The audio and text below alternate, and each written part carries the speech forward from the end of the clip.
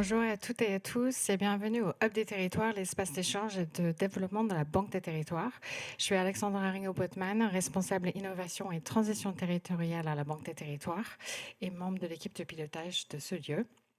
Je suis ravie de vous accueillir aujourd'hui ici en présentiel et à distance pour aborder un sujet essentiel, le rôle de la donnée dans la compréhension et la gestion des enjeux liés à l'eau. Les défis liés à l'eau, vous le savez bien, n'en manquent pas. Gestion de la qualité, répartition des ressources, gestion des risques de sécheresse et d'inondation, pour citer quelques-uns. Autant d'enjeux qui appellent à une meilleure compréhension du territoire et à des solutions concrètes et innovantes. Dans ce contexte, une question centrale se pose: comment la donnée sur l'eau peut-elle aider à mieux comprendre les enjeux dans le territoire et à passer à l'action? Et c'est tout l'objet de notre rencontre aujourd'hui. Pour celles et ceux qui ne connaîtraient pas encore le Hub des territoires, dispositif que nous avons lancé il y a 4 ans maintenant, ce dispositif permet des échanges entre les acteurs publics et privés pour aborder des enjeux liés au territoire autour de la transformation écologique, la cohésion sociale et les souverainetés. On a la chance depuis 2023 d'avoir abordé à plusieurs reprises les thématiques en lien avec l'eau, la gestion et la préservation de la ressource. Nous avons mobilisé largement l'écosystème élargi pour aussi essayer d'apporter en tout cas les solutions innovantes, des réponses innovantes à ces défis. Et nous avons dédié un cycle d'événements complet à ce sujet qui a abouti à la production d'un podcast que vous pouvez découvrir sur le site de la Banque des territoires, banquedesterritoires.fr. Vous retrouverez également sur notre espace digital d'ici une semaine le replay de cet événement et je vous invite, pour ne rien manquer de notre programmation, de vous inscrire à notre newsletter mensuel. Sans plus tarder, je vous souhaite de bons échanges et je passe la parole à Solène Le Fur, directrice du programme Eau de la Banque des territoires. Merci beaucoup Alexandra, merci beaucoup Hub pour l'accueil qui nous est toujours réservé pour ces événements et ces échanges. Merci à ceux qui sont présents dans la salle d'être avec nous et puis ceux aussi qui sont nombreux à distance pour suivre cet événement. Alors en effet, pour poser les bons diagnostics liés à l'eau, s'appuyer sur des données fiables est nécessaire et incontournable. Alors le réseau français de données sur l'eau est bien doté et les études récentes sur l'impact du changement climatique sur la ressource en eau de grande qualité. La valorisation de ces données est essentielle pour faire connaître les enjeux au plus grand nombre et outiller les décideurs. Alors pourtant, les constats ne suffisent pas forcément à déclencher l'action, comme le disait Alexandra, et c'est tout l'enjeu que l'on porte. Donc, notre événement a pour objectif de vous apporter des éclairages autour de ces sujets.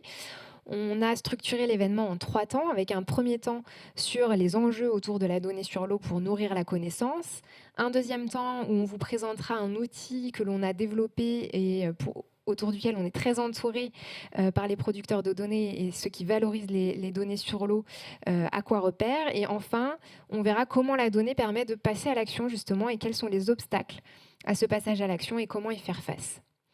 Alors, il s'agit d'un événement qui vous est proposé par le programme Aquagir, qui est le programme sur l'eau de la Banque des territoires, et qui vise justement à accompagner le passage à l'action des collectivités locales face à la montée en puissance des enjeux liés à l'eau dans les territoires. Cet événement est plus spécifiquement organisé par le Hub des territoires et par Philippe Lasserre dans l'équipe Programme Aquagir. Donc Philippe, c'est le chef de projet AquaRepère. Et donc évidemment, je profite de ses propos introductifs pour le remercier et le féliciter pour ce travail. Donc, sans plus attendre, je vais inviter les 3 intervenants de la première partie de ce temps d'échange, donc avec Annie Ollery, qui est chef de projet système d'information sur l'eau à l'Office français de la biodiversité. Jean-Baptiste Châtelain, qui est chef du service évaluation à l'Agence de l'eau Loire-Bretagne. Et enfin, Éric Boucher, qui est le directeur stratégie tech et système d'information au SGPE. Bienvenue à vous 3, je pense qu'on peut les applaudir. Donc, pour parler, il vous suffit d'appuyer sur le petit bouton et que la lumière verte apparaisse, et puis surtout à bien positionner le micro pour qu'on vous entende bien à distance et jusqu'au fond de la salle ici. Alors, je vais commencer par vous poser une première question et je vais me tourner vers vous, Annie. Est-ce que vous pouvez nous expliquer comment s'organise la production de la donnée en France ? Oui, alors est-ce que vous m'entendez bien ? Oui, merci beaucoup déjà de me donner cette opportunité. Je vais me décaler un peu parce que j'ai prévu quelques petits supports. Hop.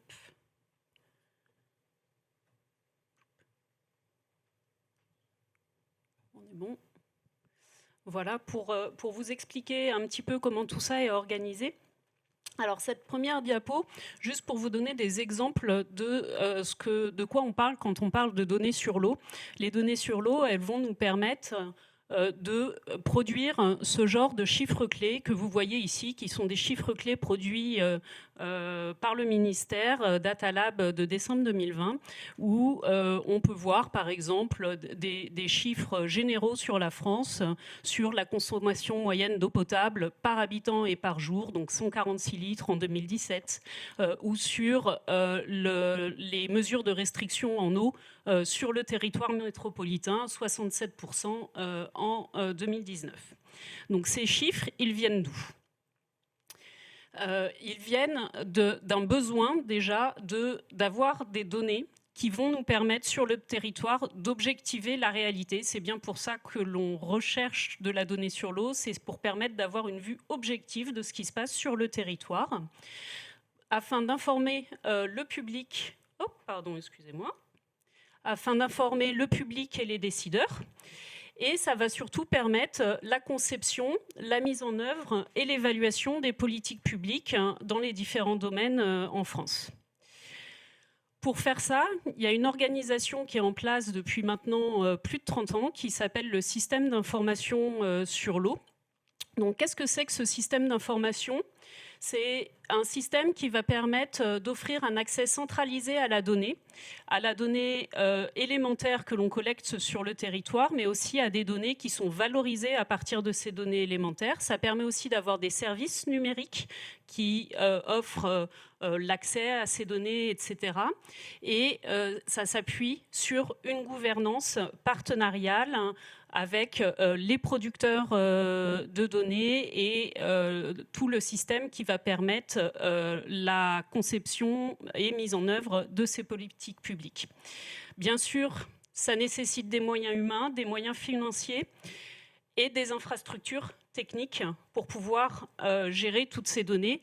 Et ça repose donc sur un projet partenarial qui est géré par tout un réseau d'acteurs. L'objectif à la fin, c'est bien de garantir la qualité et la cohérence de la donnée et de faciliter sa transmission au sein des politiques publiques et vis-à-vis du public. Donc, de quelles données publiques on parle ? Très rapidement, ce petit schéma qui vous montre un petit peu les différents compartiments sur lesquels on va trouver de la donnée. Des données sur les eaux de surface, les eaux souterraines et puis les eaux côtières. Des données sur les espèces aquatiques et les habitats de ces différents compartiments, mais aussi des données sur les activités humaines et les pressions que les activités humaines exercent sur l'environnement et les réponses, les actions qui sont mises en œuvre en réponse à ces pressions. Et ça, on a ce type d'informations sur tout l'Hexagone, la Corse et les départements d'outre-mer. Je vais passer très vite sur ces diapositives qui sont un peu plus complexes et qui montrent un petit peu les différentes thématiques qui sont abordées avec les différentes bases de données thématiques. Je ne vais pas vous les décrire dans le détail. Et ces thématiques, en fait, vous allez les retrouver dans ce qu'on appelle des systèmes d'information thématiques, aussi appelé système d'information métier. En fait, le système d'information sur l'eau, c'est un système d'information qu'on appelle fédérateur, qui va recouper, réunir ensemble plusieurs thématiques que vous voyez ici au milieu. Chacune de ces thématiques, elle va être gérée par un service ministériel qui va être en charge du développement de la politique publique qui correspond. Et ce que le SIE va offrir, c'est un cadre qui permet le développement de ces politiques publiques.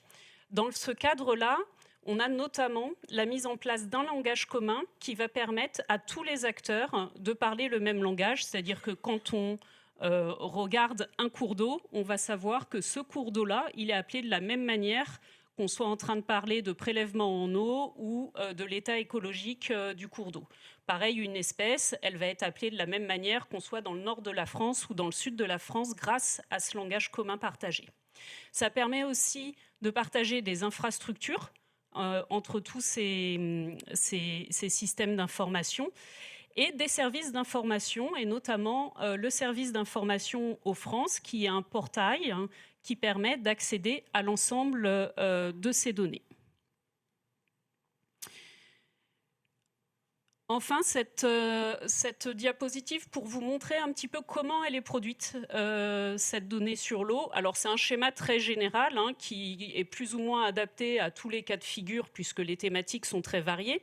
Mais en résumé, vous avez de la production de la donnée qui est faite de manière standardisée. Donc, il y a des méthodes et des protocoles de référence qui sont cadrés par le système d'information sur l'eau, qui permettent aux producteurs qui permettent aux données d'avoir une comparabilité dans le temps et dans l'espace. Quand on produit une donnée en année N dans le nord de la France, on peut la comparer en année N+5 dans le sud de la France. Tout ça, ça va être bancarisé au niveau des producteurs qui vont passer par une étape de contrôle et de validation de la donnée, de qualification de la donnée et de mise en cohérence avec le cadre général pour parler ce fameux même langage commun entre toutes les données. Puis ces données, une fois qu'elles sont mises dans ce bon format, elles vont arriver, elles vont être versées dans des bases de données publiques au niveau national qui vont assurer la pérennité de cette donnée-là dans le temps, puis diffusée par le portail aux France. Alors, si on projette certains des producteurs sur cette diapositive, alors je n'ai mis que quelques producteurs, il y en a bien d'autres, mais tout ne pouvait pas rentrer dans la diapositive. On peut voir que ce côté partenarial et cette nécessité de coordination entre les acteurs, ne serait-ce qu'au niveau de la production de données, on va avoir des données qui sont produites au niveau des DDT, au niveau des DREAL, par les agences de l'eau, par le BRGM pour ce qui est des eaux souterraines, l'IFREMER pour ce qui est du domaine maritime, l'OFB également produit des données, etc., etc. Donc vous voyez ici la multitude d'acteurs qui nécessitent une coordination au niveau national, ce que s'attache à faire le système d'information sur l'eau. Du coup, je me tourne vers vous, Jean-Baptiste, parce qu'en tant que représentant d'agence de l'eau, vous faites partie de la diapo et vous êtes producteur de données. Est-ce que vous pouvez nous expliquer comment ça se passe ? Oui, donc tout à fait, on est producteur de données. Alors, on s'intègre tout à fait dans le SIE et on a participé à l'élaboration du SIE. Et donc, on est producteur des données de l'état des lieux jusqu'au SDAGE. Donc, tout ce qui concerne l'état des lieux, c'est des données très vastes. Alors, bien sûr, on pense aux données qualité des eaux, mais il y a aussi toutes les données pression qui servent à caractériser les masses d'eau et donc caractériser l'atteinte du bon état ou pas des masses d'eau. Et donc, on est responsable de cette production de données au sens du schéma national des données sur l'eau, ce qui ne veut pas dire qu'il n'y a pas d'autres responsables de production de données au niveau local, mais on a la responsabilité un peu globale sur les bassins, sur chaque bassin, de cette production de données et de l'alimentation de bases nationale pour ces données-là. Alors bien sûr, c'est notre rôle principal. Donc on a des marchés publics pour faire de l'acquisition des données. On travaille avec les expertises des laboratoires de l'OFB ou des spécialistes de poissons de l'OFB, par exemple, pour pouvoir avoir des avis techniques. Et puis, un deuxième rôle, c'est de soutenir tout ce qui est acquisition des données au niveau local. Et donc, on va subventionner l'acquisition des données. Et c'est un autre volet qui est important. Et donc, là aussi, on va rassembler ces données dans nos bases locales et pour alimenter la base nationale de NAIAD, par exemple, pour les eaux de surface continentale. Très clair, merci. Et finalement, est-ce que vous pourriez nous dire, Annie, en quoi ce système d'information sur l'eau, il apporte finalement à tout l'écosystème de l'eau en France ? Oui, alors il a, ce système d'information, une qualité particulière qui est sa qualité fédératrice, que l'on observe à deux niveaux. Au niveau de la gouvernance et de l'organisation, qui est partagée entre les différents acteurs et qui permet d'avoir ce grand spectre de thématiques dans un même système d'information. Ça, c'est un point qui est important. Un second point en termes de fédération, c'est ce partage d'un même langage qui va en complément de ce large spectre d'activités, va permettre de mettre ensemble, de partager réellement toutes les données. Donc ça se fait par le système, le SANDRE, le service d'administration nationale des données référentielles sur l'eau. Et globalement, ce que ça veut dire, c'est que pour une rivière en France, vous allez pouvoir, pour cette rivière-là, à la fois aller regarder l'état écologique de la rivière, à la fois aller regarder ses débits et ses hauteurs d'eau, et puis voir par exemple quels sont les prélèvements qui sont réalisés pour des raisons industrielles ou agricoles. Cet ensemble, parce que c'est géré dans un même système. Et le deuxième point, c'est que c'est un système, je l'ai dit en introduction, qui a 30 ans. Et donc qui est éprouvé depuis un certain nombre d'années avec une organisation d'acteurs. Et aujourd'hui, quand des nouvelles données veulent être intégrées, en fait, on bénéficie de toute cette infrastructure et de cette organisation qui est déjà éprouvée et qui a déjà évolué avec les besoins réglementaires sur la donnée, etc., etc.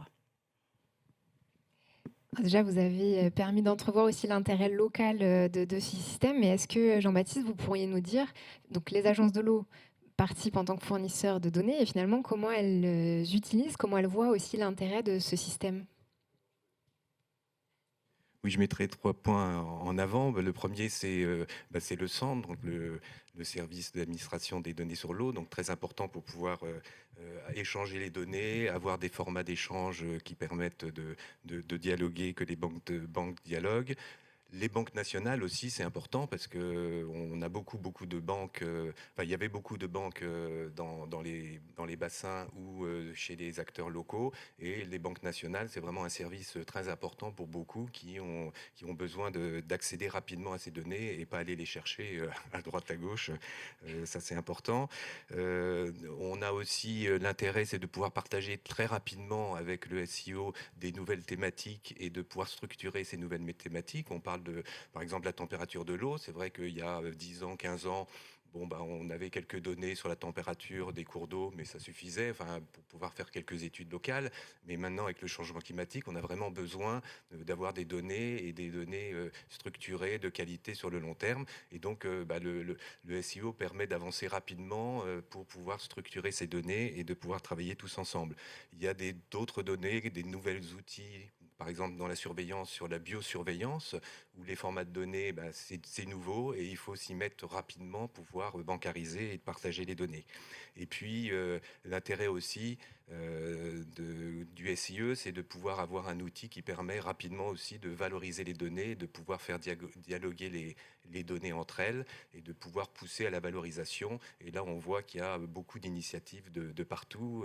On peut citer des observatoires de l'eau dans différentes régions qui vraiment utilisent valorisent ces données avec tout ce qu'il y a par derrière fourni par le SIE. Alors, on a listé, on a brassé tous les points positifs et tout l'intérêt du système d'information sur l'eau.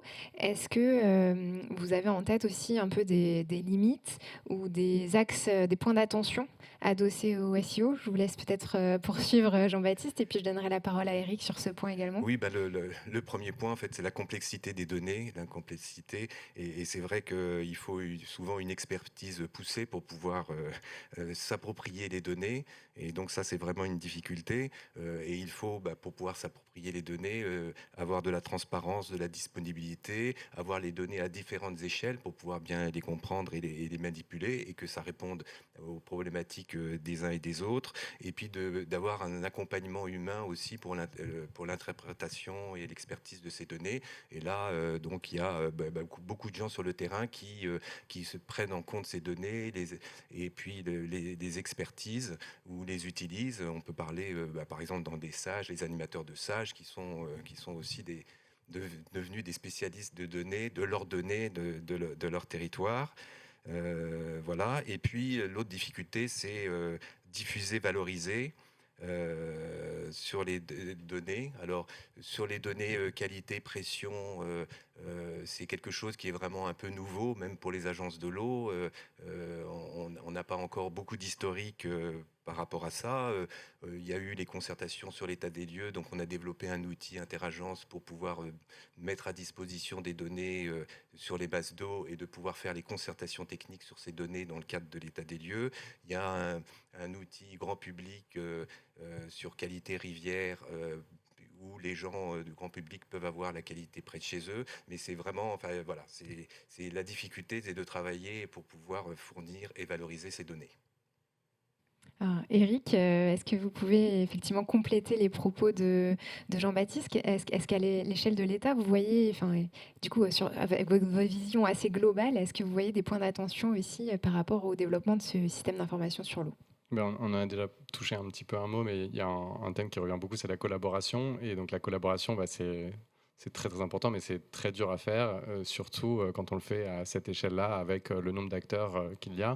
Et aussi, Annie a beaucoup parlé du SIO, mais l'OFB s'occupe également du SI biodiversité et du SI milieu marin, qui sont deux autres SI fédérateurs. Et c'est toujours difficile de mettre des frontières exactes entre les données. Donc le sujet de l'interopérabilité entre tous les systèmes et aussi entre les échelons géographiques dont on a parlé est très très complexe parce que l'eau est non seulement un enjeu transverse mais aussi un enjeu très géographique. Et donc s'assurer que les données qu'on utilise pour comparer des villes entre elles ou des régions entre elles sont aussi utiles au niveau local et pertinentes. En fait, c'est un exercice très périlleux et c'est très compliqué de réconcilier justement cela. Donc s'assurer l'interopérabilité à la fois au niveau du SIO, au niveau des autres SI fédérateurs, au-delà de ça, avec les données de santé, etc. On a le sujet des PFAS en ce moment où il y a un énorme enjeu pour regrouper toutes les données en la matière. Donc ça, gros enjeu d'interopérabilité, on a vraiment besoin de tout le monde. Deuxième enjeu, c'est se préparer au futur, anticiper. Et s'assurer que les données qu'on collecte aujourd'hui nous permettent de mieux anticiper les crises à venir. Donc là, pareil, gros enjeu d'anticipation collective, de vraiment se préparer. Le SEO a beaucoup de qualités, mais comme on l'a dit, il a 30 ans, donc ça veut dire sa qualité, c'est qu'il a 30 ans, mais c'est aussi parfois, ça peut ralentir un petit peu quand on veut faire des changements, donc il faut anticiper. Donc ça, c'est essentiel. Et le dernier point d'attention, pareil, sur la collaboration, essentielle, mais qui dit collaboration à cette échelle dit beaucoup d'acteurs. Et parfois, du coup, un peu de bruit, parce qu'on va avoir beaucoup d'acteurs qui vont essayer de répondre aux mêmes problématiques.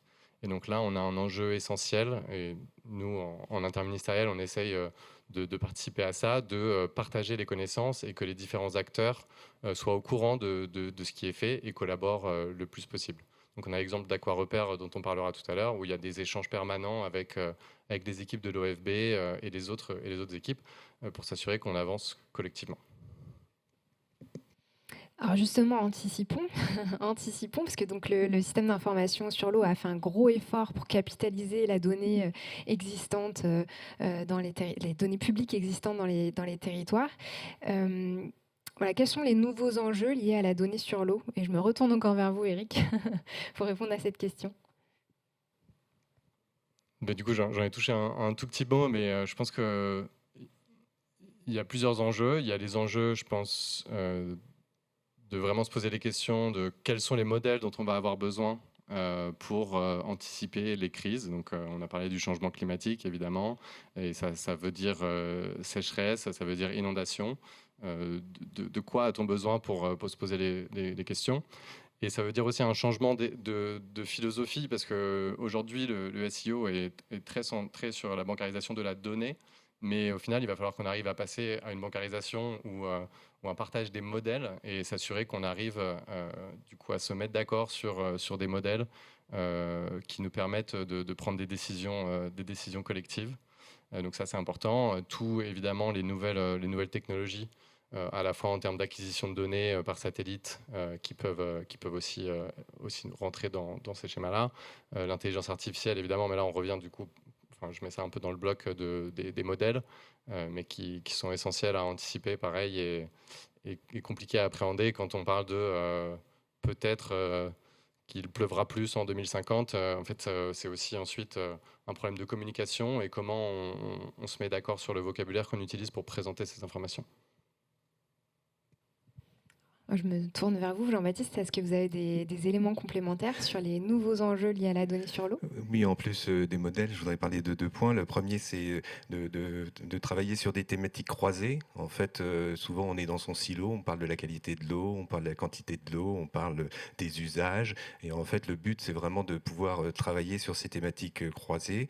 Et puis, on parle de thématiques techniques, mais il y a aussi les enjeux financiers. Et donc là aussi, solutions techniques, solutions financières, on se retourne vers la Banque des territoires. Et le deuxième point, c'est l'appropriation des données par les territoires.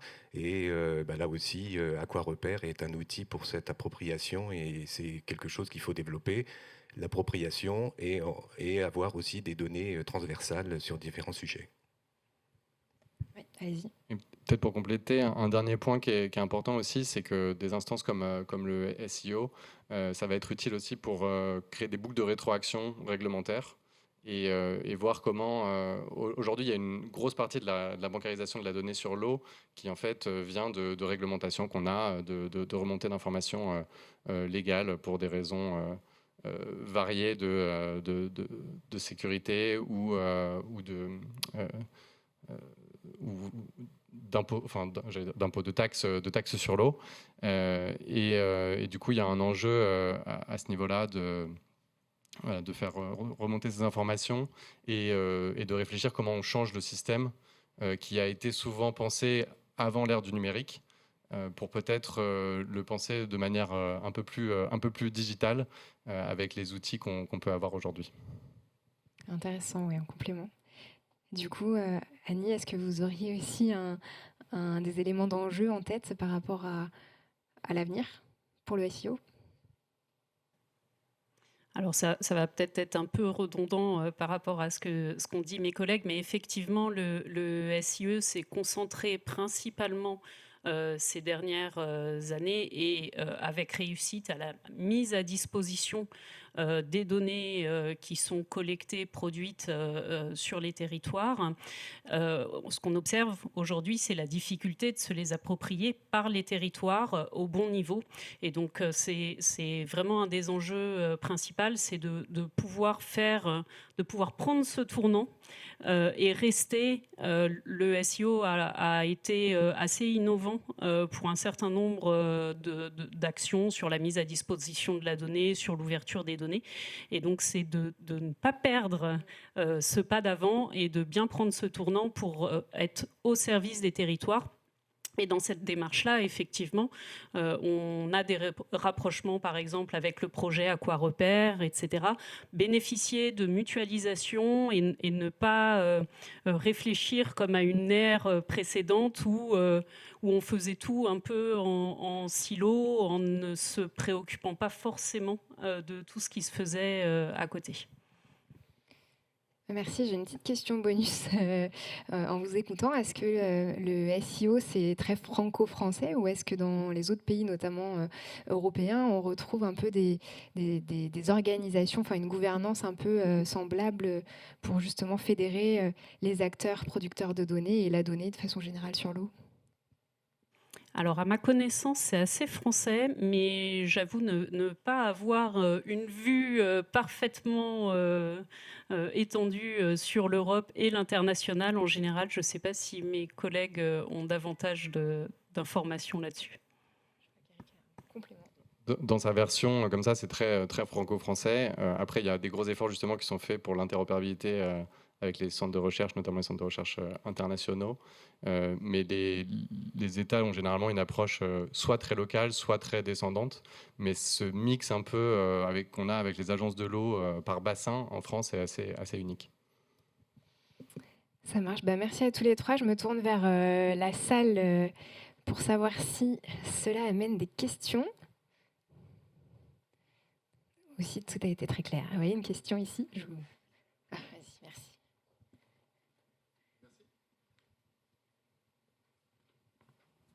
Merci, je suis Gilles Brocard de l'association Amaris, Association des collectivités pour la maîtrise des pollutions industrielle sur l'ensemble du territoire.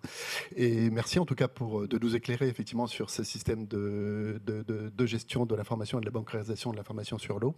Vous avez évoqué, monsieur, la question des PFAS, qui est une question cruciale aujourd'hui pour les territoires et les collectivités.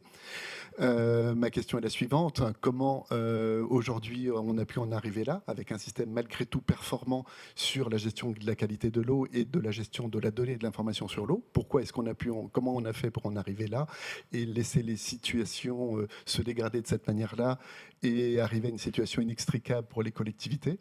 Première question. Je ne sais pas si on nous trouvera la réponse là aujourd'hui entre nous. En tout cas, c'est un constat. Et je partage le constat de madame, effectivement, sur la question, effectivement, de la difficulté d'appropriation de ces données par les territoires pour en faire une donnée activable, actionnable et éclairante pour l'action publique. Là encore, on le voit.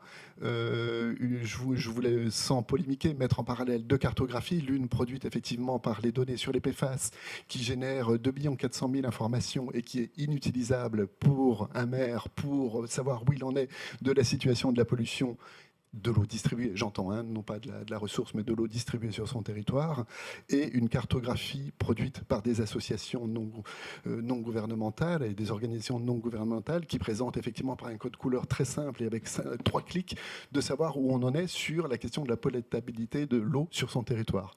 Donc comment expliquer un petit peu ce gap entre une multitude d'informations gérées avec des dispositifs très performants et ambitieux, ambition qu'on partage bien sûr et qu'on défend, et finalement l'absence de préoccupation de ce que peut en faire un élu local à l'échelle de sa commune, petite ou grande.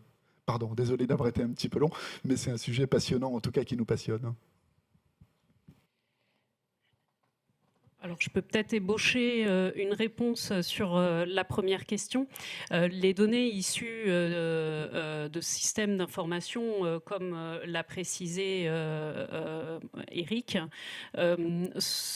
sont pour beaucoup liées à une réglementation, à des politiques publiques qui sont très cadrées. Et donc, les informations qui sont collectées, produites dans ce cadre, répondent à ces politiques publiques.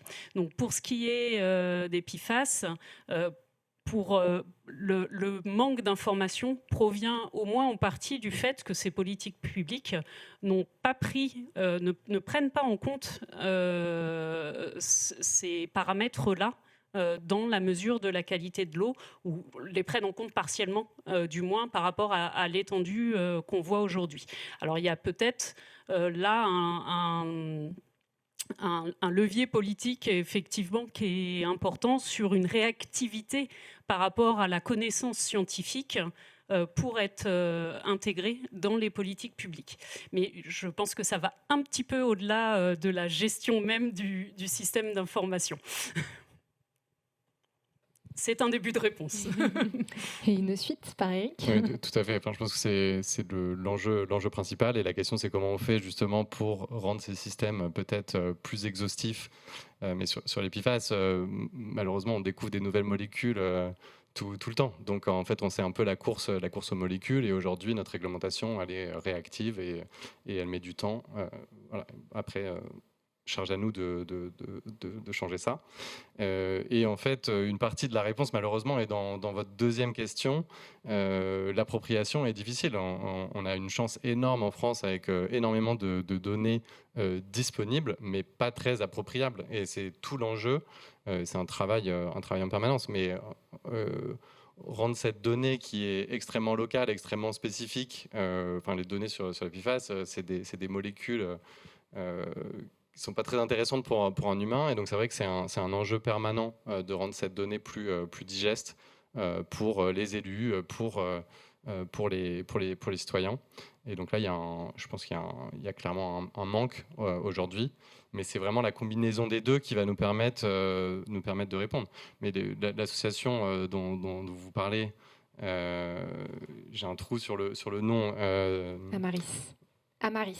Non, pardon, je parlais de la pardon, carte. oui, la carte. Oui, pardon. Génération Future avec leur carte qui est sortie il y a quelques semaines. Ils ont pu faire cette carte grâce à tout ce dont on vient de parler aujourd'hui. Donc c'est aussi ça qu'il faut arriver à activer et créer davantage d'itérations entre les deux. Et comment on change ensuite les choses. Juste pour compléter, je pense que la chance qu'on a aujourd'hui, c'est ces données ouvertes qui permettent à tout le monde, entre guillemets, de réagir rapidement. Et c'est vrai qu'il y aurait 10 ans, on aurait fait une étude. Enfin, les premiers PFAS qu'on commençait à mesurer, c'est dans les années 2010. Les laboratoires n'étaient pas en capacité de les mesurer. Il n'y avait que les laboratoires de recherche qui pouvaient faire des choses. Donc il y a eu des études avec des équipes de recherche qui ont montré qu'il y avait quelque chose. Et c'est pour ça que le PFOS est devenu une des substances de l'état chimique de la directive cadre, donc en 2000. Voilà, tous les progrès analytiques faits par les laboratoires, les banques de données mises à disposition et le fait que tout le monde se rende compte du problème. Et ce qui est bien, c'est que tout le monde va travailler maintenant ensemble. Et c'est vrai que la législation sur les PFAS est très forte aujourd'hui. Demain, on va peut-être mettre en évidence d'autres polluants, mais ça va se faire en même temps, tout le monde en même temps, entre guillemets. Voilà, c'est un peu la difficulté qu'on a aujourd'hui. En tout cas, merci pour... Oui, juste les perturbateurs endocriniens, on n'en parle pas, mais c'est aussi un problème. Mais donc le jour où vraiment tout le monde se mettra à sortir les chiffres, c'est pas que les scientifiques qui peuvent pousser en disant attention, il y a un problème, il faut que ça soit pris par la société. Et l'EPIFAS a été pris par la société, par les associations, par les journalistes, par tout le monde. Voilà, donc c'est un peu un paradigme un petit peu différent aujourd'hui. Donc voilà, cette mise en avant de données, elle nécessite effectivement une appropriation par les porteurs de projets et puis par les producteurs aussi de ces molécules pour effectivement agir dans les territoires. Et ça fait toute la transition vers la présentation. Ah pardon, j'avais pas vu qu'il restait une question. Alors on va la prendre avant de passer au point suivant. Bon, il faut appuyer sur le... C'est dans la continuité de vos propos. Merci pour la... Est-ce que c'est mieux comme ça? Ok.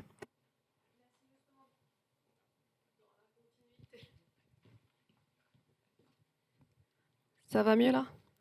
Dans la continuité des événements futurs, j'aurais voulu savoir comment est-ce que vous prévoyez d'intégrer les autres traités usés, qui peuvent elles aussi contenir des molécules plus ou moins compliquées à gérer, en sachant que la volonté de la France dans son programme de réindustrialisation, c'est de réduire la consommation de 10%, mais en même temps d'augmenter le traitement des eaux usées à hauteur de 10%.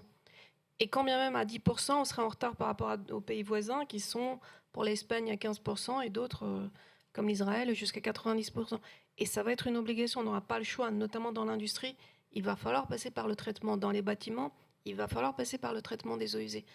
Comment avez-vous l'intention d'intégrer dans votre base des données une eau en sachant que la qualité du sortant n'est pas aussi facile à gérer que la qualité de l'entrant actuellement? Donc la question c'est est-ce que dans les bases de données, on a des informations sur la qualité des eaux usées traitées, si je comprends la question.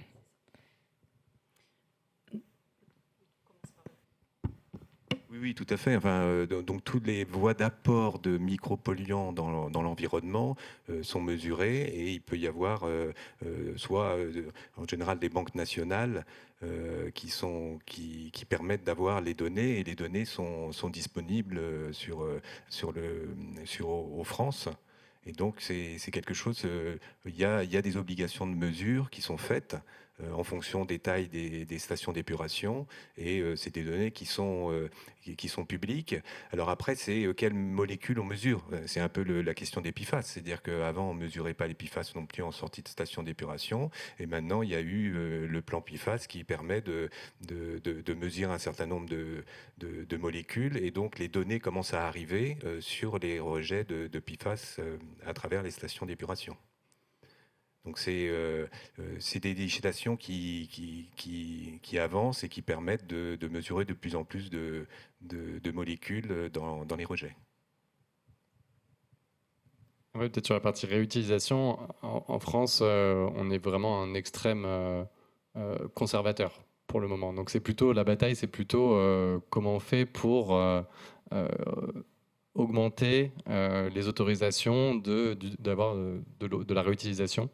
Parce que vous parliez d'Israël qui utilise 80%, nous on est très très très loin, notamment parce qu'on a des obligations sanitaires qui prennent énormément le dessus par rapport à toutes les autres. Donc on est vraiment risque averse sur la question. Donc on va plutôt être dans l'autre sens. Mais évidemment, je laisse Annie compléter, mais ces données se retrouvent sur Eau-France également, avec un suivi de qualité.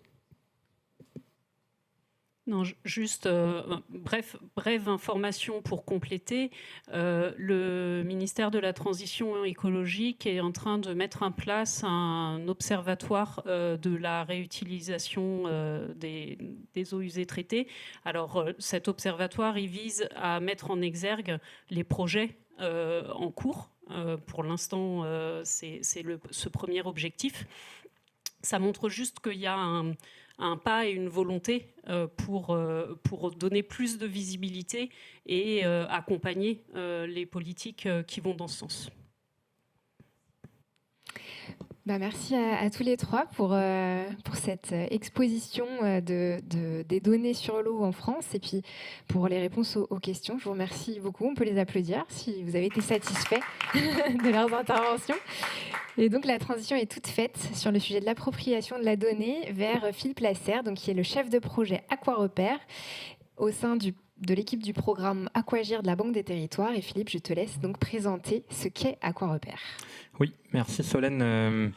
Je pense qu'on a commencé à toucher du doigt le cœur du sujet. Au fond, il y a des données, mais elles ne sont pas connues, elles ne sont pas valorisées.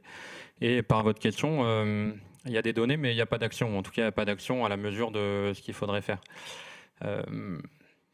Sur le premier point, donc AquaRepère, le constat, c'est oui, il y a de la donnée, et ça a été très bien dit, et c'est magnifique qu'il y ait cette donnée, mais elle est peu connue, elle est peu accessible, et il y a un vaste jeu de données, et on voit qu'il y a de la qualité, il y a de la quantité, il y a des risques, il y a de la sécheresse, il y a de l'inondation, et encore, ça c'est le gros du sujet. Et donc AquaRepère, c'est vraiment ce constat-là de dire il y a plein de données qui existent, elles ne sont pas mises à disposition facilement. Faisons-le, aidons les acteurs territoriaux à s'approprier cette donnée-là. Et donc, c'est ce qu'on fait.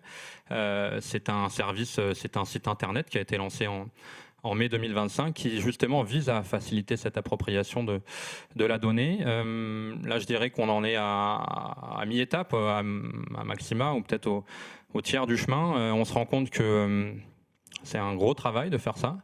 Et à ce stade, on a commencé par mettre à disposition cette donnée plutôt pour des profils qui connaissent déjà le sujet.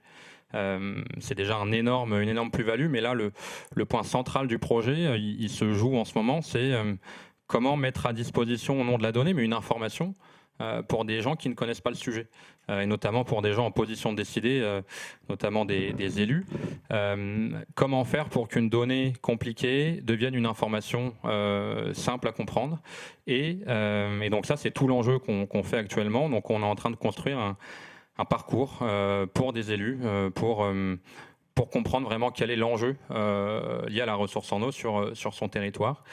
Donc ça, c'est ce qu'on fait. On a l'objectif de le mettre à disposition pour février ou mars 2026. Il y a un mot qui a été beaucoup mis en avant, c'est le mot collaborer.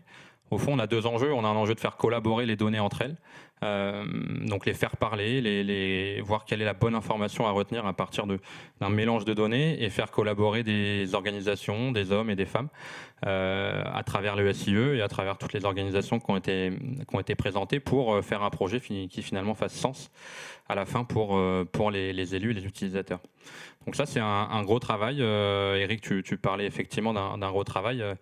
Je pense que ça prend peut-être la moitié, voire les 2/3 du temps sur un projet comme ça, de bien aligner tout le monde. On le voit effectivement avec la démarche Génération Future. Il y a des démarches qui peuvent popper à droite ou à gauche, qui ont tout leur sens, mais il y a aussi un enjeu de visibilité, de lisibilité de cette démarche-là. Donc c'est tout l'enjeu d'AquaRepère qui commence à faire son chemin et qui a vocation à être l'outil de référence de partage de cette donnée sur l'eau en collaboration très étroite avec l'ensemble des acteurs du SIE qui ont été cités et avec lesquels on a beaucoup d'échanges quotidiens sur ces sujets-là. Voilà, peut-être rapidement. Après, la question que vous posez, pourquoi on ne passe pas à l'action, je dirais que c'est au fond la question de notre temps. Une fois qu'on sait, qu'est-ce qu'on fait et on l'abordera aussi dans la deuxième partie.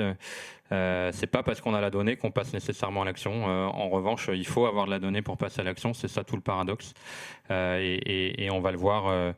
On va le voir dans la deuxième partie avec des acteurs locaux qui ont de la donnée et ils vont nous expliquer en quoi cette donnée est nécessaire pour passer à l'action, mais aussi d'autres exemples et qu'on voit et que Xavier Figueroa nous partagera, notamment par rapport au changement climatique où la donnée est incertaine. L'incertitude de la donnée peut être un argument pour refuser l'obstacle et donc pour toujours avoir plus de données et attendre indéfiniment pour ne rien faire. Donc on en parlera en deuxième partie, mais donc voilà, AquaRepère, faciliter l'appropriation de cette donnée-là au niveau national à partir de l'ensemble des données publiques, avec des éléments pour des profils élus ou non sachants au grand public, et des éléments pour creuser le sujet pour des profils un peu plus techniques pour, encore une fois, faciliter l'accès à cette donnée. Donc c'est un outil gratuit, c'est un outil à différentes échelles administratives et géographiques qui permet vraiment de voir quels sont les enjeux liés à l'eau sur son propre territoire. Donc l'histoire ne fait que commencer. Suivez le projet avec attention. Beaucoup de choses arrivent bientôt. Et je propose donc d'amorcer la deuxième étape de notre échange avec Lionel Georges, qui est directeur de l'EPTB Gardon. Et merci de ta présence et merci aussi de ton implication dans le projet AquaRepère qui nous aide beaucoup. Et Xavier, je t'invite à venir sur scène. Donc l'objectif de cette deuxième partie, c'est là on a montré comment cette donnée était produite, qui la produisait, et maintenant avec AquaRepère comment finalement on peut transmettre cette donnée-là et faciliter le partage de cette information. Et la dernière étape, c'est comment des acteurs locaux s'approprient cette donnée, qu'est-ce qu'ils en font, en quoi elle leur est utile. Et donc on va déployer tout ça. Donc Lionel, merci de ta présence et je te propose déjà de nous présenter ce que c'est un EPTB. Peut-être que tout le monde ne connaît pas quel est son rôle sur le territoire. Donc je te laisse dire quel est ton rôle dans l'EPTB, qu'est-ce qu'un EPTB et notamment l'EPTB Gardon. Ok, bonjour à tous et à tous. Vous m'entendez bien ? Très bien. Donc, ouais, impeccable. Donc, très, très heureux d'être parmi vous. Moi, je suis donc le directeur de l'EPTB Gardon. Donc, c'est l'établissement public territorial de bassin des Gardons, c'est-à-dire un organisme public qui va gérer l'eau. On dit communément le grand cycle de l'eau, donc à grande échelle. À l'échelle donc d'un territoire hydrographique cohérent. Pour nous, c'est le bassin versant, mais ça pourrait être pour des EPTB de nappe, une nappe d'eau souterraine, des lagunes ou encore du littoral. Donc, On fait partie d'une catégorie d'organismes, donc EPTB, EPAGE, certaines structures de bassins versants qui vont assumer ce type de gestion à grande échelle. Alors juste en 2 mots sur le territoire sur lequel on travaille, donc c'est le bassin versant des Gardons, c'est-à-dire un bassin versant qui est méditerranéen, qui se situe entre la Lozère et le Gard. Donc les Gardons prennent leur source en Lozère et traversent la totalité du département du Gard pour arriver à confluer sur le Rhône, un petit peu à l'amont de Beaucaire. Donc en quelques chiffres, c'est 2000 km², 170 communes, 200 000 habitants, ce bassin versant-là. Et juste pour la petite histoire, donc on dit bien le bassin versant des Gardons, parce qu'il y en a 7 qui prennent le nom de ville ou de village qu'ils traversent, et ils se rejoignent les uns les autres pour former le Gard ou le Gardon à la moitié du bassin versant. Donc on va passer à la diapo suivante, merci. Donc, le PTB en tant que tel, c'est une collectivité donc, qui va être dirigée par des élus et qui va avoir des compétences directement liées à la réglementation. C'est la compétence GEMAPI, gestion des milieux aquatiques et prévention des inondations. Alors nous, sur notre territoire, on va l'exercer par transfert de toutes les collectivités de notre territoire, de tout le bassin versant, donc 6 communautés de communes et 2 communautés d'agglomération. Et donc avec ces compétences réglementaires, on va travailler sur les inondations et les milieux aquatiques. Mais pour bien travailler sur l'eau, il faut aussi évidemment travailler sur la ressource en eau, en quantité, en qualité, sur la gouvernance, qui fait quoi et comment on coordonne l'ensemble des acteurs, des actions de l'eau, sur l'eau, pardon. Et donc ce sont ça des missions, parce qu'elles ne sont pas définies réglementairement, que l'on appelle hors GEMAPI, tout simplement parce qu'elles n'appartiennent pas à la GEMAPI. Donc nous sommes l'exemple d'un EPTB, car on est très divers chez les EPTB, comme d'ailleurs chez les autres organismes un peu de même nature. Nous sommes l'exemple d'un EPTB qui allons exercer pleinement la totalité des compétences et missions de gestion de l'eau à l'échelle de la totalité de notre territoire. Pour cela, on s'appuie sur une équipe d'une 30aine d'agents et un budget de l'ordre de 5 à 10 millions d'euros selon les projets que l'on porte au sein de programmes d'action. On peut passer peut-être à la suivante. Ouais, ah oui. Oui, vas-y. Non, mais si tu as une question, non, mais, j'y réponds. Justement, comment pour toi la donnée est utile et donc effectivement ça fait la bonne transition. Effectivement, alors la première chose, donc, quand tu m'as demandé d'intervenir, donc moi je me suis posé des questions et j'étais obligé de revenir à la source. C'est déjà à qui on s'adresse, nous en tant que PTB, comment on voit cette transition entre la donnée et le passage à l'action. Et donc évidemment, on s'adresse aux élus, ça a été dit, ce sont eux qui décident, aux techniciens. Donc les élus, encore faut-il, et ça a bien été dit aussi, qu'ils aient accès à la donnée et surtout qu'elle soit compréhensible, mais ça va être détaillé après. Les techniciens qui vont avoir effectivement besoin de cette donnée, je vais y venir après, pour mener les actions, mais qui vont aussi avoir un rôle lorsqu'ils sont sensibilisés sur certaines thématiques qui ne portent pas au quotidien, qui vont avoir un rôle de convaincre leurs élus d'agir ou de réorienter les actions qu'ils portent. Et ensuite, il y a toute une catégorie d'acteurs de l'eau, les membres des instances de concertation comme les commissions locales de l'eau, les associations, donc membres de la société civile, qui vont aussi être des acteurs en tant que tels, mais aussi des acteurs indirects parce qu'ils vont, par pression, par remontée d'informations, agir sur les élus. Donc on est vraiment sur cette batterie très diversifiée d'acteurs qui peuvent permettre de passer à l'action. Et puis, pour ce qui nous concerne, de quelles données on parle? Parce qu'on a beaucoup parlé là de données qui sont récurrentes, donc qui sont mesurées régulièrement et qui sont bancarisées, mais on produit énormément de données ponctuelles qui n'appartiennent pas forcément à ces banques de données. Et aussi, il ne faut pas oublier les données qualitatives qui peuvent être parfois intéressantes. Il y aura une petite diapo sur le sujet. Donc, si on peut passer... Ouais, merci Lionel. Et effectivement, on va passer à la suite. En préparant, on s'est demandé finalement dans quel cas la donnée était utile, peut-être pour passer à l'action. Est-ce qu'il y a des cas où on n'a pas besoin de données? Donc finalement, toi, ça va être intéressant de nous éclairer sur la manière dont tu utilises ces données-là, comment elles te sont utiles et dans quel cas tu les utilises et pourquoi. Alors effectivement, quand on a eu cet échange et qu'on a préparé un petit peu les choses, donc moi j'ai eu besoin de mettre les choses dans des catégories un petit peu de situations et de les illustrer avec des exemples. Alors la première situation, c'est là où la donnée est totalement indispensable et qu'on l'a pas. Donc la première action, c'est de la produire. Donc là, c'est pas le passage à l'action puisque l'action finalement elle est déjà en place, mais on a besoin de la donnée et donc on va la produire. Donc j'ai pris l'exemple d'études d'eau souterraine sur le bassin versant des Gardons. Donc on est un bassin versant méditerranéen très très impacté par le changement climatique qui est déjà en place et qui va se poursuivre.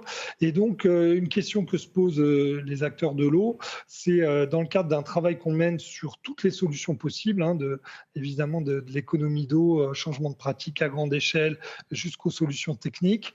Une question se posait directement sur les eaux souterraines, comment bien les gérer et comment on va appréhender l'impact du changement climatique sur leur gestion. Et d'ailleurs, pourrait-elle être une solution pour répondre aux conséquences du changement climatique?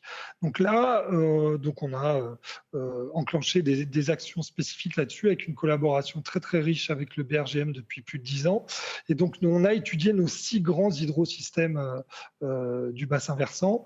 Donc, et dans ce cadre-là, on a produit de la donnée ponctuelle qui avait juste vocation à répondre à la question de gestion des eaux souterraines, telles que des traçages ou l'équipement de certains forages ou encore la géochimie. Ce ne sont pas des données qui ont vocation à être produites puisqu'elles ont servi à répondre à la question et donc la question a eu sa réponse.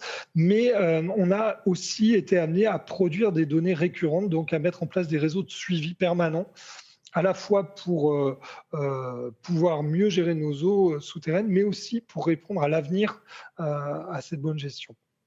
Donc là, on est dans de la production de données, du coup, et le frein, évidemment, ça a été bien expliqué, c'est les moyens nécessaires, les moyens humains, les compétences nécessaires, mais aussi des leviers, parce que sans ces données, on ne peut pas passer à l'action, dans le cas présent, et on va élargir en plus la connaissance, donc ça va nous donner encore plus d'opportunités pour agir. Ça, c'est un premier cas de figure. Effectivement, il y a d'autres cas, je te laisse les déployer. Alors, deuxième cas de figure, quand on travaille dessus, c'est véritablement le cas classique de la donnée qui va nous servir à établir ou à affiner le diagnostic et donc à construire les actions. Donc là encore, on n'est pas dans le passage à l'action, on est déjà dans l'action, mais finalement, il y a une interrelation entre la donnée et l'action. Elle n'est pas directement dans le passage, mais elle est indispensable aussi au passage. Alors parfois, on a besoin de données ou très peu de données. Et j'ai pris l'exemple là des travaux de désembâclement après une crue. On va juste repérer où sont les embâcles par des spécialistes. Et puis, la majeure partie, on va les retirer parce qu'on est en zone méditerranéenne. Et souvent, ce sont des grands embâcles sur les ouvrages. Donc là, on est dans un cas assez classique et assez facile. Il y a très peu de données. On va se retrouver dans d'autres cas plus aussi classiques, très localisés. Une commune qui a été très touchée par la crue, une crue majeure qui est septembre 2002 sur notre territoire, Saint-Geniès-de-Mahalgoire. On fait une étude hydraulique, on fait toutes les démarches nécessaires. On voit qu'un ouvrage est intéressant avec une étude coût-bénéfice très très positive. On crée l'ouvrage. Donc là, on a produit de la donnée qui nous a permis de véritablement bien définir notre réponse et la réponse est un ouvrage, on le construit. Donc là, la donnée est indispensable et elle participe à l'action. On peut avoir des données plus stratégiques. Il y a l'exemple de, suite à la crue de 2002, le département du Gard qui a porté une étude sur différents bassins versants dont le nôtre, qui visait à analyser l'effet cumulé de multiples retenues pour lutter contre les inondations. Alors on entendait depuis des années, et donc très très marqué après la crue 2002, si on faisait des retenues un peu partout, on arriverait à jouer sur ces grosses crues, etc. nous, on était assez sceptiques, mais tant que ce n'était pas étudié, on ne pouvait pas écarter cet argumentaire qui nous revenait systématiquement. Et effectivement, là, l'étude en question a permis de conclure qu'en fait, une centaine de retenues d'1 million de mètres cubes répartis partout avaient eu un impact de quelques pourcents sur des crues importantes de notre territoire. Donc ça, c'est typiquement la donnée qui va nous permettre d'orienter des politiques d'action, nous donner des stratégies d'intervention et qui va nous permettre aussi de fermer des chapitres de choses qui nous remontaient systématiquement, d'arguments qui nous remontaient systématiquement du terrain. Un dernier exemple, c'est un programme de réduction de la vulnérabilité. On a des habitations qui sont en zone inondable. On accompagne les particuliers pour les protéger. Donc, on fait un diagnostic gratuit. Premier élément, il y a besoin de mesurer la cote du plancher habitable pour la comparer avec la cote de la crue de référence et ainsi voir s'il y a besoin d'aménagement et si oui, pouvoir les dimensionner. Donc là, dans ces dynamiques de données au service du diagnostic, il n'y a pas véritablement de frein et que les meilleurs leviers, ce sont les financements et les moyens humains pour faire. Parce qu'il faut des moyens humains pour produire la donnée, mais il faut aussi beaucoup de moyens humains pour réaliser les actions. Donc ça, c'était une deuxième catégorie. Et alors, on arrive ensuite à une troisième catégorie, alors que j'ai appelé un peu les données chocs. Il va y avoir 2 exemples. Ce sont des données qui peuvent véritablement permettre le passage à l'action, mais qui peuvent aussi bloquer le passage à l'action, donc c'est jamais bien simple. Le premier exemple, c'est une étude eau et climat qu'a porté le département du Gard et qui a visé à établir l'impact du changement climatique sur notre territoire aujourd'hui et en 2050 et en 2100, donc à l'avenir. Et en fait, le parti pris par le département a été d'être très direct dans les messages. Donc on peut par exemple voir la photo des arènes de Nîmes avec le désert autour et des dromadaires qui broutent. On va avoir la synthèse de l'étude qui est un climat de type Andalousie en 2050 et de type Afrique du Nord en 2100. Donc un parti pris assez direct. Et on a pu constater sur le terrain, donc avec une mise en œuvre de partage du diagnostic et de présentation de ce diagnostic auquel on a beaucoup participé, on a pu constater une véritable prise de conscience de nombreux élus et d'acteurs de la société civile grâce à cette étude qui donne des données concrètes localement. Donc ça devient beaucoup plus réel pour les gens.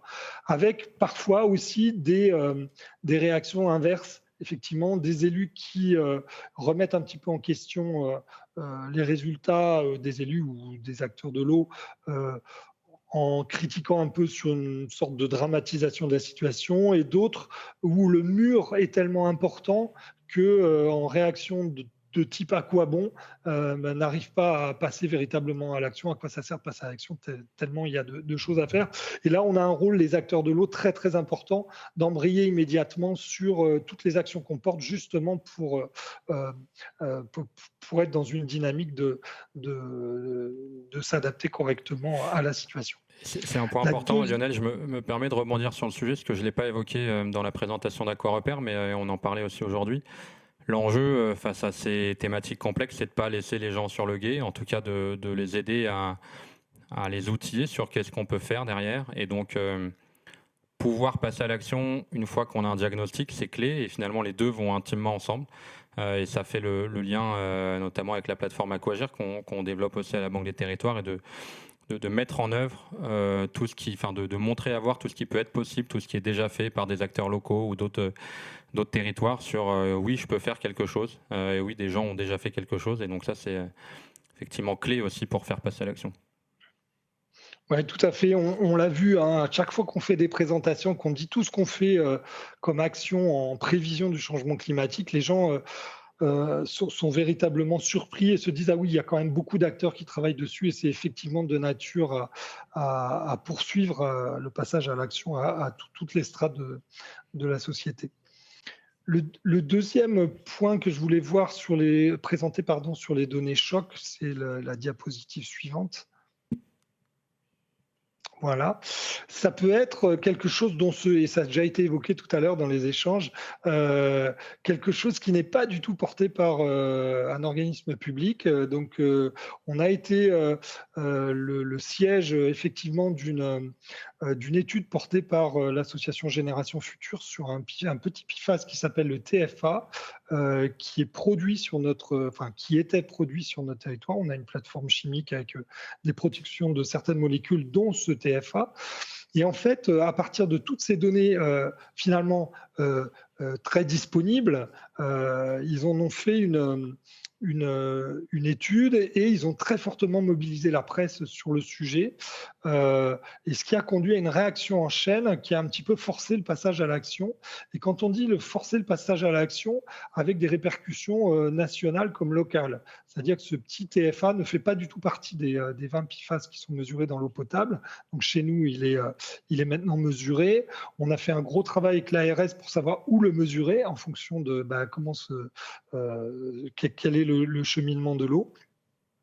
Et puis, il y a eu des répercussions aussi nationales, puisqu'il y a eu tout de suite des interrogations sur les seuils de toxicité de cette molécule qu'on ne connaissait pas. Et donc, il y a des dynamiques en cours sur le sujet. Donc là, le frein, c'est le niveau d'interprétation des données, c'est-à-dire qui va se saisir de la donnée et comment il va finalement...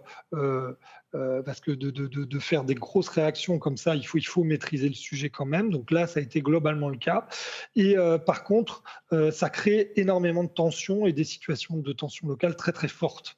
Mais par contre, le levier, c'est que du coup, il y a des prises de conscience et on voit bien que la société civile s'est emparée de sujets comme les PFAS et les pesticides et qui conduisent à des passages forcés à l'action. Mais ça, ce sont plutôt dans le domaine des données chocs.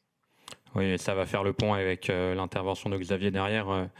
Tu parles de tensions sur des sujets complexes, sur la qualité ou sur la quantité. Ça génère des tensions, ça génère des conflits avec différents intérêts. Et donc, comment gérer ça, on en parlera juste après. Donc ensuite, ça ira un petit peu plus vite. On a une autre catégorie de situation, c'est des données qu'on va utiliser, qui sont produites, qu'on va utiliser pour évaluer nos actions. Et ça, c'est extrêmement important. Parce que c'est l'efficacité un petit peu des actions qu'on porte, des actions publiques les uns les autres. Donc j'ai donné deux exemples. Un exemple qui est assez clair, c'est celui d'une passe à poisson qu'on a créée sur l'aval du bassin versant pour un grand migrateur qui est la Lauze. Et donc, on a profité du suivi, auquel on participe d'ailleurs, de l'association MRM, Migrateur Rhône Méditerranée, dont le rôle est de suivre et de promouvoir un petit peu le retour des grands migrateurs en Méditerranée. Et donc, qui a montré dans son rapport, juste après qu'on ait fait l'ouvrage, qu'effectivement, les aloses étaient bien revenus dans leur zone de frayère à l'amont de l'ouvrage, donc que l'ouvrage était bien fonctionnel. Donc ça, c'est typiquement le type de données qui nous permet de dire, l'ouvrage, on l'a pas fait pour rien, parce que ce type d'ouvrage est parfois un petit peu décrié, parce que ça coûte un petit peu cher. Il n'y a pas toujours... Que des gens qui applaudissent des deux mains. Et puis, le deuxième exemple, c'est par exemple à une plus grande échelle, c'est toutes ces données de rendement de réseau. Et là, d'ailleurs, AquaRepère fait partie des outils qui vont faciliter un petit peu la transmission de ces données, qui vont nous permettre de réorienter l'animation un petit peu des acteurs de l'eau pour voir où est-ce qu'on fait des efforts sur notre territoire dans le cadre des économies d'eau. Est-ce qu'on a bien fait de faire des efforts à un endroit, comment on les a fait, et on peut ainsi réorienter nos politiques sur le sujet. Un dernier... Oui, pardon. Non. Vas-y.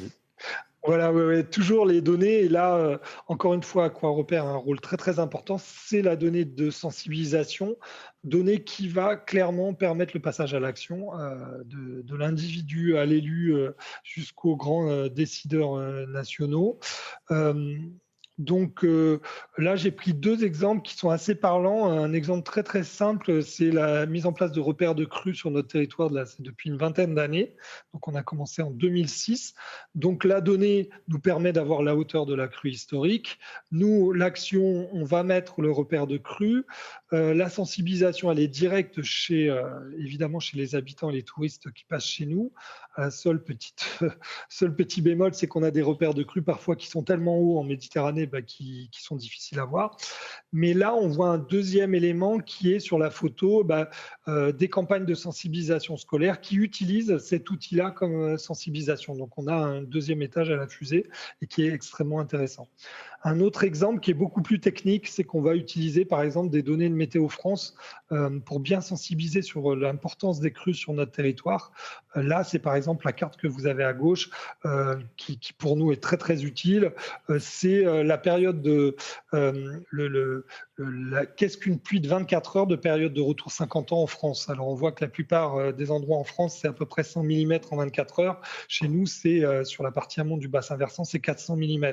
Donc ça, ce sont des outils avec un accompagnement d'explication, parce qu'en soi, c'est pas toujours compréhensible, qui permet de bien ouvrir les yeux sur le fait qu'on est face à des crues très très fortes et donc qu'il y a une vraie culture du risque à mettre en place. Et enfin, la dernière diapo, qui est quelque chose qu'on ne va pas retrouver forcément dans les bases de données, mais qui nous aide beaucoup, nous, à passer à l'action, je pense, localement. Ce sont les données historiques, l'exploitation de ce qu'il y a eu dans le passé sur nos territoires. La population est extrêmement sensible à ce qui va toucher à l'histoire de son territoire, aux racines de là où ils habitent. Et donc, on avait fait une étude de recherche des crues et des sécheresses dans les archives communales dans un petit coin Cévenol de chez nous.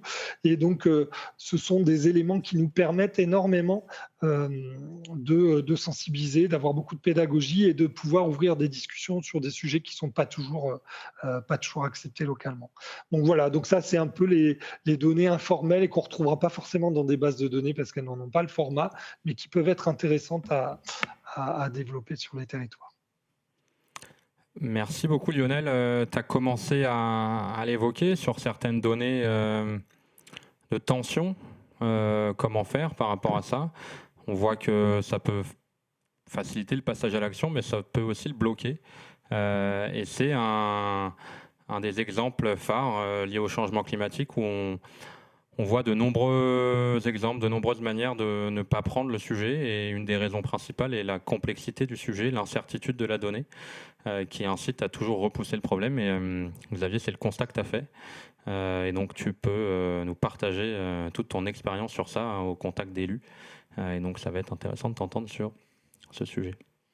Eh ben, merci beaucoup. Du coup, alors moi, ma prise de parole est un peu différente parce que je ne suis pas expert de l'eau. Je suis designer dans une agence et par contre, on intervient dans le cadre du programme eau Aquagir, effectivement, sur un volet sensibilisation, notamment des élus, aux enjeux de l'eau. Et comme tu le disais à l'instant, Philippe, en gros, l'enjeu, c'est effectivement comment on arrive à faire en sorte que les élus qui sont eux non plus pas des experts de l'eau à s'approprier un sujet qui est hautement un sujet technique qui est maîtrisé par plein d'acteurs techniques sur le territoire et en fait les élus ils n'ont pas le temps nécessairement d'acquérir cette technicité, c'est pas nécessairement souhaitable mais néanmoins ils doivent composer avec et du coup tout l'enjeu du travail qu'on a mené avec la Banque des Territoires sur le programme Aquagir c'était vraiment sur cet enjeu sensibilisation, comment on arrive à faire en sorte que les élus s'approprient le sujet.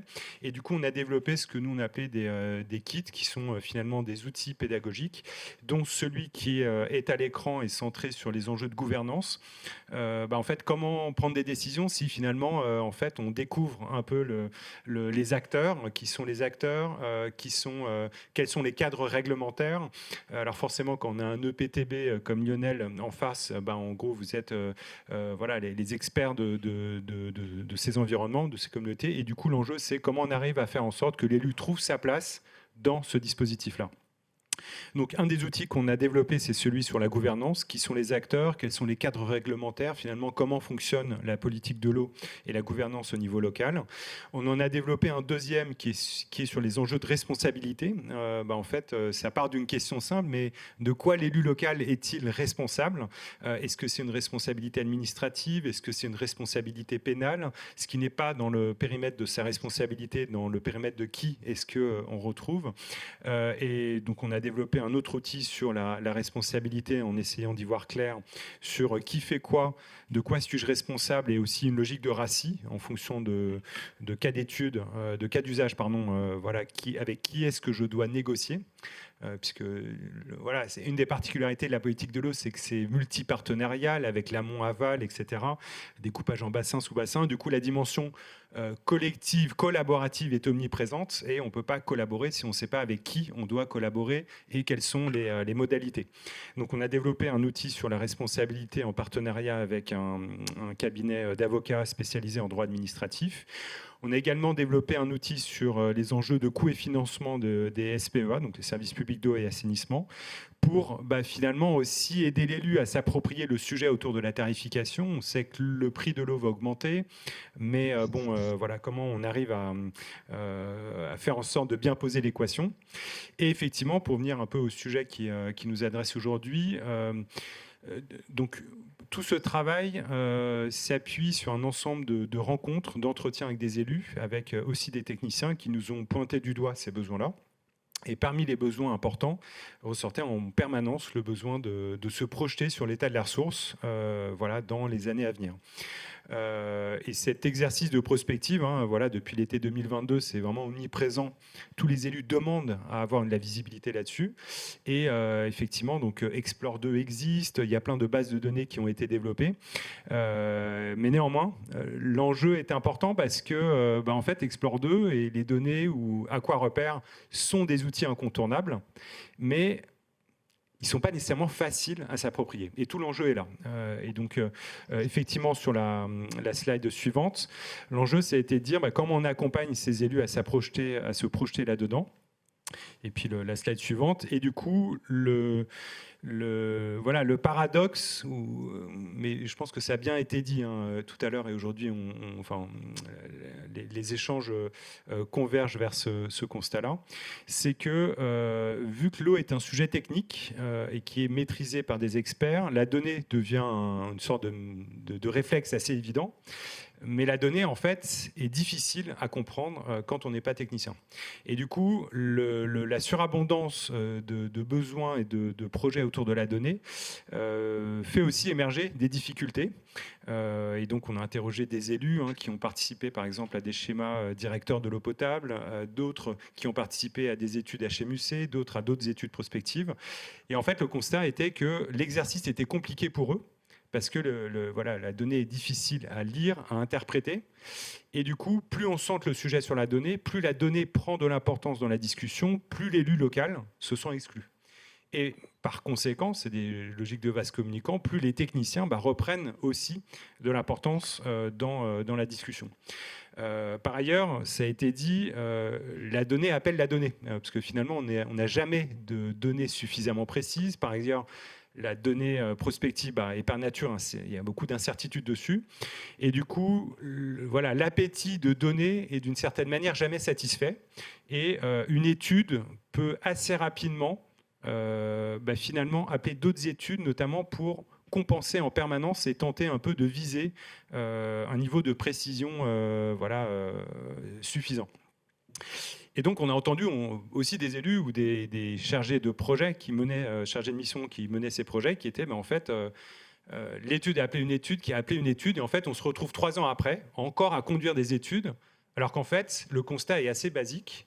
Il n'y a pas nécessairement de corrélation directe entre la précision d'une donnée et la qualité de la décision. Et c'est un peu ça, finalement, qui est derrière le sujet, c'est de dire, est-ce que pour prendre des décisions de qualité, on a besoin nécessairement de données toujours plus précises ? Parce que la course à la précision est un piège et devient aussi un très bon prétexte pour ne pas s'attaquer au sujet, qui est, en fait, on sait, voilà, la question est à proportion à préciser, mais on sait que l'état de la ressource va réduire. On va rentrer en tension et la tension appelle effectivement des problèmes, des tensions, voire des conflits. Et en fait, le sujet, c'est comment on amène les élus, pas uniquement à s'approprier la donnée, mais les remettre à leur place, qui est de, effectivement, gérer ces conflits à venir. Et l'exercice de gestion de conflits, en fait, on n'est pas nécessairement préparé à bien poser l'équation d'un conflit. Et donc, voilà, on est parti du sujet prospective en se disant comment on amène les gens à se projeter. Et finalement, chemin faisant, en ayant des entretiens, on en amène plutôt au constat qui est de dire, plutôt que tenter de se projeter sur l'état de la ressource, c'est comment on anticipe des conflits d'aujourd'hui, parce que finalement, les territoires ont déjà des conflits, tous peut-être de manière inégale, et comment on se prépare à la gestion des conflits de demain. Et voilà. Et donc, on va dire que la bascule méthodologique s'est conduite dans ce sens-là. Et donc, une fois qu'on a dit ça, et du coup, on peut présenter la suite, on est en train d'élaborer, donc c'est un travail en cours, je prends pas mal de guillemets, puisqu'il est encore en cours de conception, il n'est pas disponible, il n'est pas finalisé, il n'est pas encore testé, mais le travail qu'on est en train de mener, notamment avec notre partenaire qui est l'ISOD, une agence d'ingénierie de concertation, c'est celui de dire, mais en fait, comment on amène les élus à se préparer au passage à l'action, et ça passe sans doute par un travail de préparation. Donc le kit qu'on est en train de développer se structure en 3 temps. Un premier temps sur c'est quoi simuler et expérimenter un conflit, voilà, à quoi ça ressemble littéralement, et comment on arrive à faire en sorte que les élus s'immergent dans ce qu'est un conflit de la gestion de l'eau. Un deuxième temps qui est au regard d'une simulation hors sol, comment je fais le parallèle par rapport aux besoins de mon territoire. Et le troisième point, c'est dire, mais en fait, quand on est devant le conflit, comment on le dénoue, comment on compose avec, sachant qu'il y a 1001 manières de le résoudre, si tant est qu'il y ait une solution. En tout cas, il y a plusieurs manières en tout cas de composer avec, et du coup, on sensibilise les élus à la manière de gérer ces conflits. Donc je reviens et peut-être après ça ouvrira des questions. Le premier temps, donc expérimenter un conflit. Donc là, pareil, on s'adosse au travail de l'ISOD qui a développé un outil qui s'appelle Simulo. Et donc finalement, c'est un jeu de simulation où on met les parties prenantes, notamment les élus, en situation de jouer au jeu du bassin versant, en disant voilà, il y a une ressource. Il y a des agriculteurs, des industriels, il y a des communes. Voilà comment fonctionne le modèle économique de l'eau. Et puis, maintenant, on va expérimenter ce que c'est une ressource en tension. Du coup, on baisse le volume d'eau, qui du coup va forcer chacun des acteurs à devoir composer avec les priorités de chacun et tenter de trouver une issue. Et là, finalement, vu que les élus ne sont pas préparés, on retombe un peu sur des rapports de force assez traditionnels. Et donc ça, c'est un premier temps. Donc on simule une situation pour qu'ils comprennent et prennent conscience un peu du jeu multi-acteurs qui se joue à ce moment-là. Le deuxième temps, c'est on leur dit, voilà, maintenant que vous avez expérimenté sur une situation fictive, quel est l'état des lieux de votre territoire ? Et là, on essaye de ne pas tomber dans le piège de la donnée, on essaye de ne pas trop être précis. Ce qu'il faut, c'est plutôt comprendre quels sont les usages qui vont être impactés, plutôt que d'avoir des données précises. Donc on passe un premier temps pour essayer de voir où est-ce qu'on en est sur les usages de leur territoire, donc agricole, industriel, etc. On continue et on leur dit, mais en fait, là, il y a un outil qu'on est en train de développer qui est le conflictomètre, qui est en fait indépendamment de la donnée, qui est une donnée objective sur la quantité d'eau, on dit en fait une manière de mesurer les conflits, c'est un conflictomètre, c'est de dire en fait est-ce qu'il y a du lisier déposé par exemple devant la préfecture. Ça en fait ça en dit assez long sur les tensions qui sont derrière. Est-ce qu'il y a un soulèvement, est-ce qu'il y a des bassines. En fait, tous ces indices ne sont pas des données, mais sont des vrais indices sur les tensions. Alors, les problèmes déjà de déséquilibre, mais qui peuvent se transformer en tension et en conflit. Et ça, c'est un peu une manière de sensibiliser sur où est-ce qu'ils en sont aujourd'hui. Et potentiellement, s'ils ne sont pas au niveau de conflit aujourd'hui, potentiellement, ils pourraient y être demain. On s'adosse effectivement sur la slide suivante, sur l'étude France Stratégie qui a déjà modélisé une grosse partie de l'état de la ressource, mais aussi des consommations, des usages. Et du coup, on dit, voilà, vous en êtes là aujourd'hui. France Stratégie nous dit, voilà où est-ce qu'on en sera demain. Grande maille, évidemment. Du coup, quels sont les conflits, quels sont les problèmes d'aujourd'hui qui étaient latents, qui demain vont se transformer en conflits. Et donc là, pareil, l'idée, c'est un peu de toucher du doigt les conflits à dénouer. Et puis le troisième temps, qui est plutôt le temps de résolution, encore une fois, si tant est qu'il y ait une résolution, c'est leur montrer qu'en fait, la gestion des conflits peut prendre... En fait, il y a plein de manières de gérer des conflits. Et l'idée, c'est, voilà, dans une logique de justice sociale, comment on arrive à prendre des décisions. Et donc, est-ce qu'on choisit le partage de l'eau en fonction de la demande? Est-ce que c'est en fonction de l'ancienneté des usages? Est-ce que c'est en fonction de la prise en compte des efforts passés? En fait, il y a plein de paramètres qui peuvent aider à bien poser l'équation avec les différentes parties prenantes.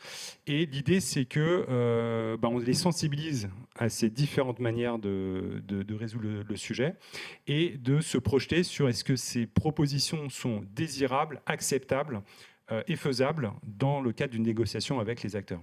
J'insiste sur un dernier point, sur le fait que ce n'est pas un outil de résolution de conflits, c'est un outil de sensibilisation pour acculturer les élus à la manière de composer demain devant ces conflits.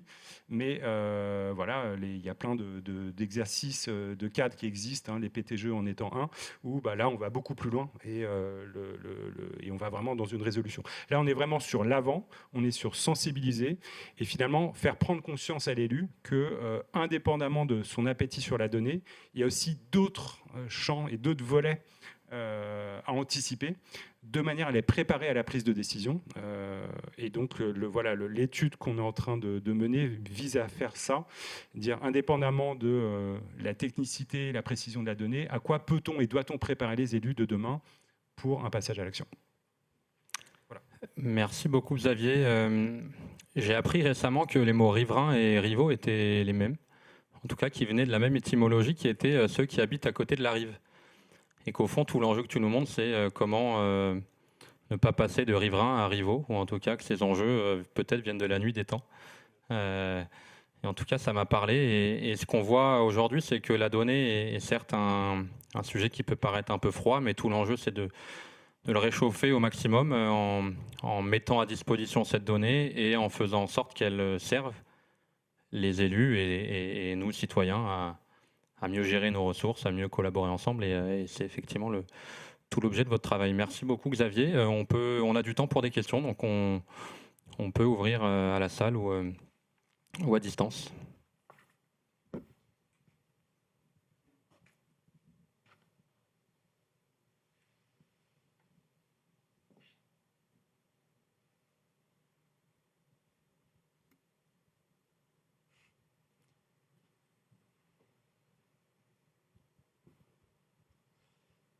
Merci. Donc, Xavier, vous mentionnez le fait que plus de données, c'est pas toujours une bonne chose. Est-ce que vous avez peut-être des insights sur où mettre la limite pour notamment dans ce type d'exercice, mais là effectivement sur des problématiques comme ça. C'est vrai que moi, dans ma casquette État, c'est souvent un défaut qu'on a, surtout en administration centrale, qu'on peut avoir, et du coup, c'est quoi peut-être les questions à se poser qui peuvent aider à réfléchir, est-ce qu'on a vraiment besoin de cette donnée, est-ce qu'elle va nous aider au passage à l'action, sans tomber dans un plus de données permanent. Je ne sais pas si j'aurai une réponse unique là-dessus. D'ailleurs, mon propos n'est pas anti-donnée, parce que du coup, elle est omniprésente, elle est indispensable, etc. Notre propos est de trouver un peu l'équilibre entre l'exercice maîtrisé des experts, qui peut exclure ceux qui prennent les décisions, et trouver quand même une manière de rééquilibrer les choses de manière à ce qu'eux puissent trouver leur place. Et donc, sur le degré de granularité, je pense que c'est du cas par cas. J'aurais du mal à trouver une solution unique, mais en tout cas, voilà, il y a un... dans les entretiens qu'on a menés, il y a vraiment ce truc qui revient en permanence, qui est la donnée. En fait, on ne questionne plus le besoin de données. C'est tellement devenu une évidence qu'en fait, on ne la re-questionne plus et on en oublie certains pans de réflexion. Et l'idée, c'est un peu comment on récupère ça.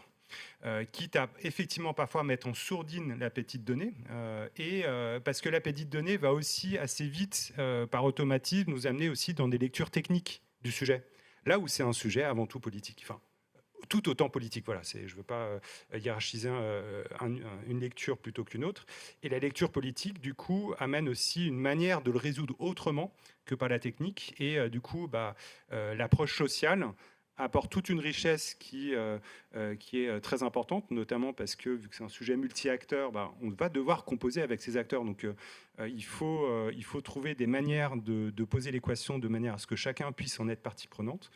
Et la donnée, parfois, peut tellement être excluante qu'elle peut faire partie du problème, voilà. Mais je réponds un peu à côté, parce que je n'ai pas une réponse unique, mais c'est quelque chose qui est revenu en permanence dans les échanges, et c'est cette récurrence qui nous a un peu mis sur la piste de comment, finalement, mais je dis aussi ça parce que en fait, le monde technique a déjà tellement maîtrisé le sujet, il joue tellement bien son rôle, c'est plutôt aussi dans ce sens-là. Les EPTB ou les acteurs techniques qui collectent la donnée font tellement bien ce travail qu'on a aussi besoin du coup de les aider avec d'autres approches qui doivent être expérimentées. Peut-être pour compléter aussi une approche que j'avais trouvée absolument passionnante, une approche du ministère d'ailleurs de design fiction qui permettait de projeter un territoire en 2050. Et au fond, la donnée, on parle à un élu, moins 20% d'un débit, ça ne veut rien dire. Enfin, en fait, d'ailleurs, même moi, je ne sais pas ce que ça veut dire. Et là, cet atelier, projeté concrètement dans la vie d'un petit village, qu'est-ce que c'est tout ce qu'on dit, qu'est-ce que c'est Explore 2 à l'échelle réelle. Moi, ça m'avait. Et du coup, ils avaient joué volontairement sur un aspect émotionnel. Et pour le coup, ça avait extrêmement bien marché. Typiquement, un exemple que j'ai retenu, c'est il y a un cours d'eau, il a beaucoup diminué. Et du coup, en 2050, le cours d'eau, il n'est plus accessible à tout le monde. Du coup, ils ont organisé une sorte de loterie tous les dimanches pour que ce cours d'eau soit accessible uniquement à certaines personnes. Et je trouve que avoir des approches comme ça, très concrètes, de projeter un territoire dans notre propre vie, qu'est-ce que ça veut dire ? Permet de passer d'une donnée qui est nécessaire pour projeter une situation réelle, mais la donnée sans la situation réelle, ça reste froid, ça reste distant, et du coup, on peut toujours faire comme si elle n'existait pas. Donc cet enjeu, et au fond, c'est un peu c'était le point de cet échange, c'était de partir de la donnée, de dire qu'elle est essentielle. Sans donnée, on ne peut pas projeter un territoire, mais par contre, si on s'arrête là, si on ne travaille pas sur la manière dont on collabore et dont on gère des conflits, si on ne projette pas un territoire dans une vie réelle, au fond, ça reste distant. Et au fond, c'est ça, la donnée, elle ne permet que de vivre mieux, de projeter un territoire dans notre propre vie. Qu'est-ce que ça veut dire et en ça, j'avais trouvé cette démarche extrêmement passionnante. Et je crois qu'elle contribue, elle est en train d'être déployée auprès des agents de l'État. Et je trouve que c'est des démarches absolument nécessaires. Oui.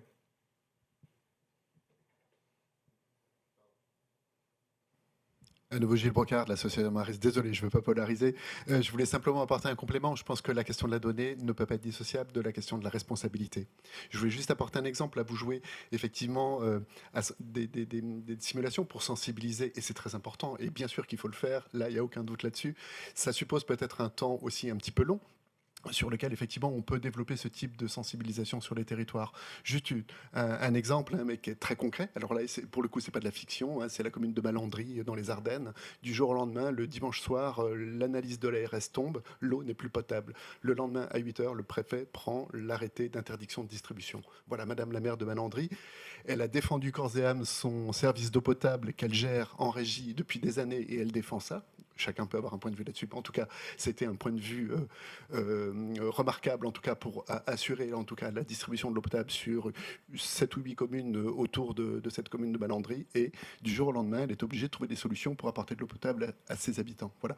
C'est une situation conflictuelle qui a généré, alors là, effectivement, de la tension. Ça, on peut bien comprendre que ce qui s'est passé à la mairie, et Madame Dufis nous a dit également chez elle, dans la cuisine, avec l'ensemble des habitants qui viennent demander des comptes, la tension était palpable, mais elle a aussi généré des solidarités entre les habitants. Elle a aussi généré d'autres possibilités d'action pour Madame la maire avec d'autres élus, et puis d'autres élus appuyés par des associations, etc., qui effectivement permettent aussi de trouver des solutions. Ce que je voulais simplement dire dans cet exemple-là, c'est que bien souvent, l'action doit se jouer dans un temps très court.